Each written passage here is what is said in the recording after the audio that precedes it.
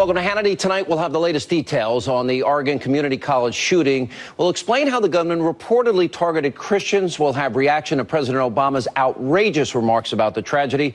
But first, Russia continues to embarrass the Obama administration in Syria. Now, Pentagon officials are telling Fox News that Russian forces carried out yet another wave of airstrikes in the war-torn country. And earlier today, the president essentially threw in the towel by saying he's not going to get into a proxy war with Putin. Well, now Russia claims that the move is part of a campaign to defeat ISIS, but Fox News has been reporting that the air raids are hitting non-ISIS targets, including the U.S.-backed rebel forces. And, of course, more conflict in Syria. Well, that likely means more refugees fleeing that country and seeking asylum right here in America. Now, the administration has already announced that it will take in tens of thousands of these migrants. Now, Republican frontrunner Donald Trump does not think this is a very smart idea. Take a look at what he said earlier this week. I mean, the number I'm hearing, it's inconceivable. You know, it started off with 10,000. The other day I heard 200,000. We're going to take in 200,000 Syrians or wherever they come from. We have no idea. There's no identification. There's no anything. I'm putting the people on notice that are coming here from Syria as part of this mass migration, that if I win, they're going back. Now, earlier I sat down with Donald Trump to talk about the situation in Russia and Syria, and of course, Russia targeting U.S.-backed forces there. Let's take a look. Let me ask you, under the guise, Vladimir Putin, under the guise of going after ISIS, he didn't attack ISIS and where the high concentration of ISIS fighters are in Syria. He went after U.S.-backed, CIA-trained, CIA-armed anti-Assad forces. In other words, a kind of a proxy attack against the United States. How would you handle that as president? Well, the only thing I have a problem with is that the rebels, we don't know who they are, Sean. We really don't. I mean, I was talking to a general last week about that, and they have no idea who these people are, where they come from. They might be ISIS for all we know. And, you know, you have Assad, who's a bad guy, but sometimes the bad guy is better than the people we're going to put in. You just have to look at what happened in Libya, what happened in Iraq. And, you know, it's hard to get enthusiastic about backing for billions and billions of dollars, backing people that we have no idea who they are. So they talk about the rebels and the free Syria, but, you know, this has happened to us over the years. We've been scammed by many, many people.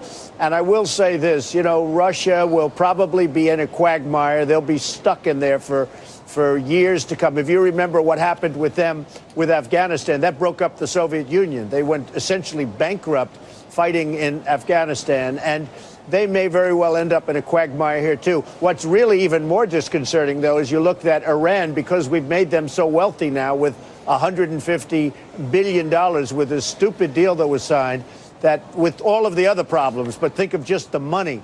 And now they're going in and they're doing the ground fighting. So you have Russia and Iran that we've driven together. We have had the dumbest foreign policy people maybe ever in recorded history of our country.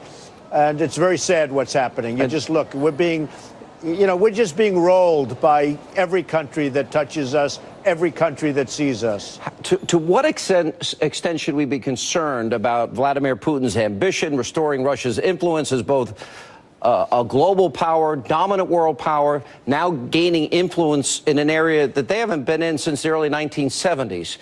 Shouldn't that be stopped now at this point, considering it's probably going to grow because of the vacuum created by Obama's lack of leadership? Well, the only problem is you're going to end up in an area that, frankly, I want to see us rebuild the United States. Our roads, our bridges, our tunnels, our airports, everything's falling apart. We owe $19 trillion. Now we'll end up in Syria for the next 20 years like we have in Iraq and Afghanistan. I mean, no matter where we go. And we don't go for victory. You know, we never fight for victory. I think it sort of started with Vietnam. We don't go for victory. We just keep going and going and going. And nothing ever gets won. You know, we used to be the country that never lost a war. Now we never win a war. And you can start with Iraq, and you can start with ISIS, and you can, you know, no matter where you go. So we haven't had the right leaders. We haven't had the right thinking or thought process. But hopefully, if I win, that will change, and it'll change quickly, Sean. I do not like our being bogged down, though, in Syria for the rest of our lives.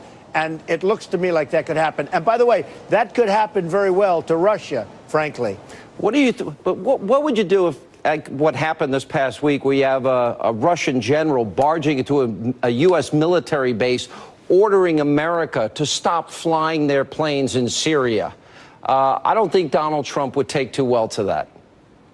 Well, I'll tell you, it all started this weekend where you had Putin and Obama meeting, and Putin has no respect for our president whatsoever. But it all took place this weekend. They met. A day after they meet, he sends troops in, and Obama knew nothing about it. He sends planes in, really, and Obama knew nothing about it. But what he definitely didn't know about was that Iran was going to be sending troops in. So now you have Iran with the troops, and you have Russia with the airplane, with the planes, and you have a total mess. And Obama knew nothing about it.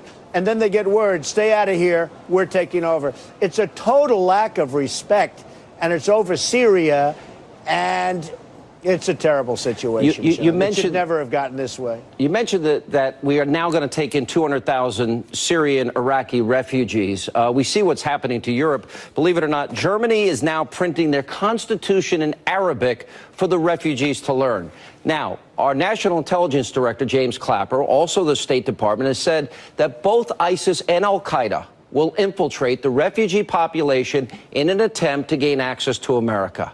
What specifically would you do regarding the refugee crisis? Well, first of all, I can't believe they're doing what they're doing in Germany, and they're going to have revolutions in Germany because the German people are not exactly thrilled with what's going on. And I will say, I heard 10,000 people in the United States. Then I heard 15. The last number I heard was we're taking in 200,000 people. That's correct. Now, we owe all of this money to everybody, from China to Japan to everybody, $19 trillion. We're a mess as a country. We can't do it for a lot of reasons, but one of the reasons we can't, I'm watching this migration.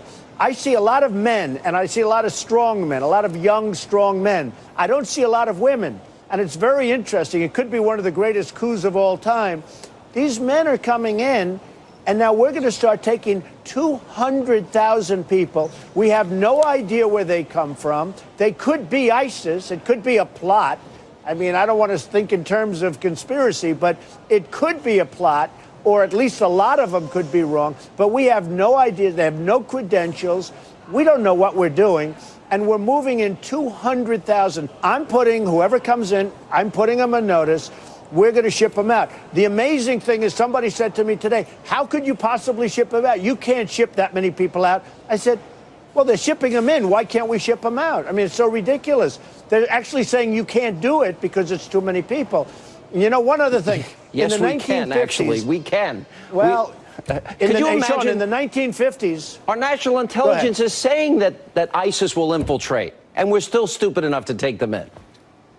They are going to infiltrate. And in the 1950s, Dwight Eisenhower moved 1 million people out, and he moved them out successfully. Now they say we can't do anything.